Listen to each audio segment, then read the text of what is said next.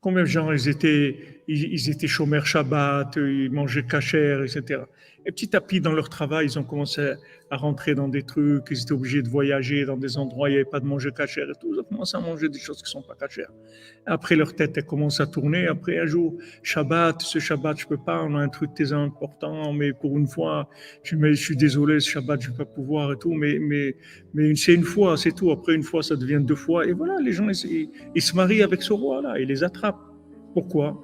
Parce qu'ils ne savent pas que c'est Hachem qui donne. Maintenant, quand je sais que c'est Hachem qui donne, vous avez Rav Shmuel Horowitz, il était en prison à Moscou, ils l'ont pris pour un espion anglais parce qu'il avait un passeport anglais. Il vivait à Yerushalayim sous le protectorat anglais.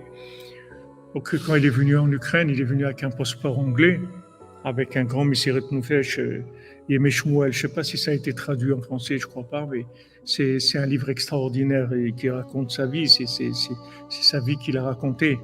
Alors il y a ce livre-là de Yemé Shmuel, qui est la vie de Rav Shmuel.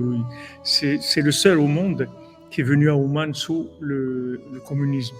Il n'y a personne qui est venu à Ouman à cette période-là. C'est-à-dire c'était enfermé complètement, il tirait à vue.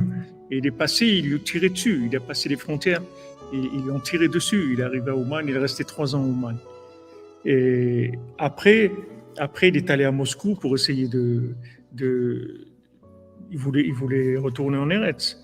Et ils l'ont enfermé là-bas, ils l'ont mis en prison, parce qu'il le prenait pour un espion anglais. Et il a été libéré le jour de la sphira de Netzach chez Benetzach, de la sphira de Rabbeinu. Il a été libéré, il a pu retourner en Eretz Israël. Mais il était Pessah, par exemple, il était là-bas. Mais il n'a pas mangé, c'est tout. Tout Pessah, il n'a pas mangé. C'est tout. Tout Pessah, il n'a pas mangé, c'est tout, parce qu'il avait peur que ça ait des Hamed et tout, il n'a pas mangé. C'est des gens qui étaient très très forts, des gens qui étaient connectés à la mémoire. Ils avaient la mémoire vive, la mémoire d'Hachem vivante était très très forte. Des gens qui étaient attachés très fort. Mais des gens, ils ne savent pas où ils vont, ils rentrent dans toutes sortes, parce qu'ils ne savent pas que c'est Hachem. Si tu sais qu'Hachem, il est en toi, Hachem, il est avec toi, c'est toi qui fixes les règles du jeu. C'est pas le monde qui va te fixer tes règles du jeu.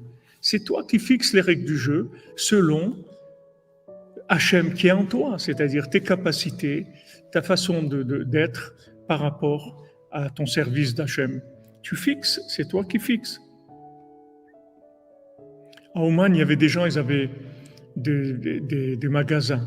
Breslever, ils avaient des magasins. Maintenant, le matin, après la tfila, ils étudiaient des heures et des heures, jusqu'à 10h, 11h le matin, ils étudiaient. Et maintenant, il y avait les clients, ils attendaient, ils faisaient la queue, ils attendaient. Et lui, il finit son étude. Il a tant d'études à faire, c'est 2 heures ou c'est 3 heures d'études. Il n'y a personne qui va le bouger de ça. Ah, mais les clients, ils attendent. Qu'est-ce que je peux faire? Moi, je dois faire ce que j'ai à faire. Pourquoi? Parce qu'il vit avec Hachem en lui. Il ne vit pas d'après le marché, d'après